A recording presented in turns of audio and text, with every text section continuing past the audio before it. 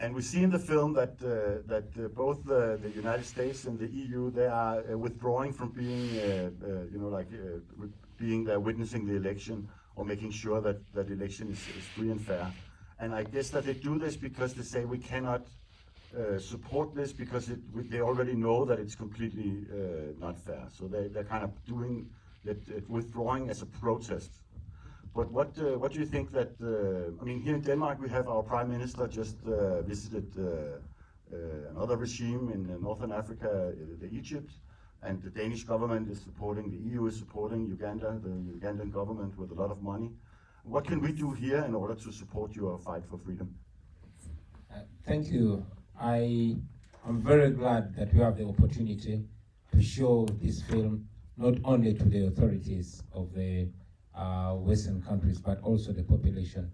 And we know that the authorities here at least listen to their populations. We have appealed to the authorities in the United States and the European Union to stop sponsoring this oppression and this terror back home. We have requested numerous times that they make at least respect for democracy, respect for human rights and the rule of law preconditions for cooperation with the regime in Uganda. Unfortunately, we've not seen them change. We hope that their own citizens can remind them to change. And the only way they can remind them to change is when they see what their taxpayers' money is doing in Uganda. We believe that if the development partners, if the European Union and United States stop giving General Museveni money, he won't have enough money to buy enough bullets and enough tear gas to kill our people. Yeah.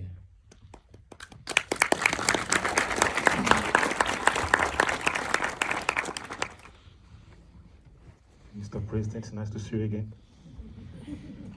And for me, I have rather an appeal, because what really hurts me a lot is that each day I go to work, my money is funding Museveni's regime. I think I checked by 2018, they were sending over $30 million to the regime. So don't understand me wrongly. We have to support a country like Uganda.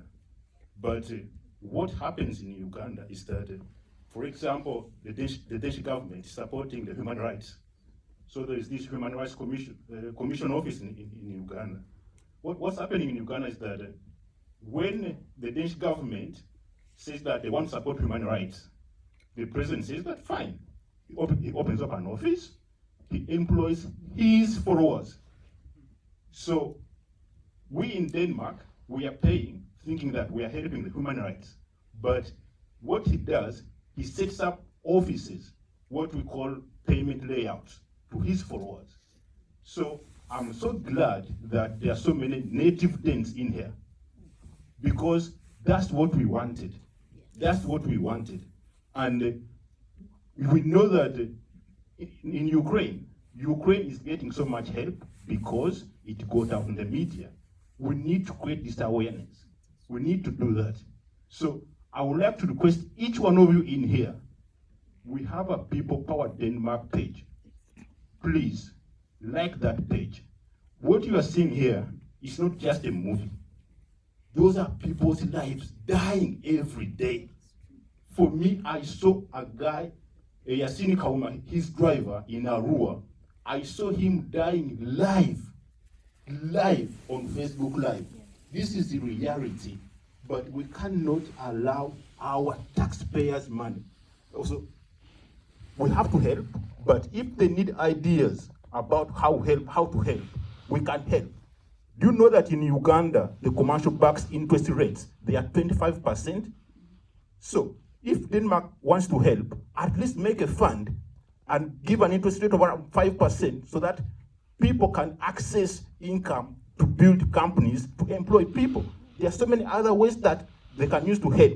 So please, join the People Power Denmark Facebook page.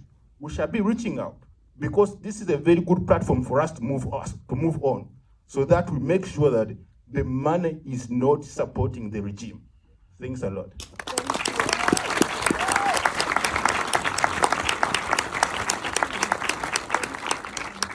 few years ago, we had a Danish director who made a film from, actually made two films from Zimbabwe, which is kind of a twin film, I would say, because it's very much the same story in a way.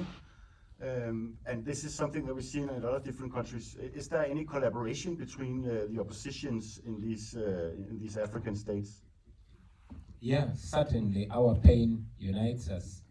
The misery that is in Zimbabwe is almost the same misery as in Uganda, only that in Uganda it's worse. But these dictators learn from each other. Who knows what's going to happen in Zimbabwe election this year? So just as you see it in Zimbabwe, it is happening in Uganda and I believe many other parts of Africa. But could a collaboration between these be a part of putting pressure on, for instance, the EU in order to react to these dictatorships? Yes, we are collaborating, but our collaboration with the people of Zimbabwe or the people of Sudan or the people of Equatorial Guinea or other oppressed countries in Africa is a collaboration of the weak. We can fight, but we cannot fight against the Danish euros. We cannot fight against the American dollars. We cannot fight against the French weapons. All we are asking the international community that if you cannot help us live, at least do not sponsor our death. Yeah.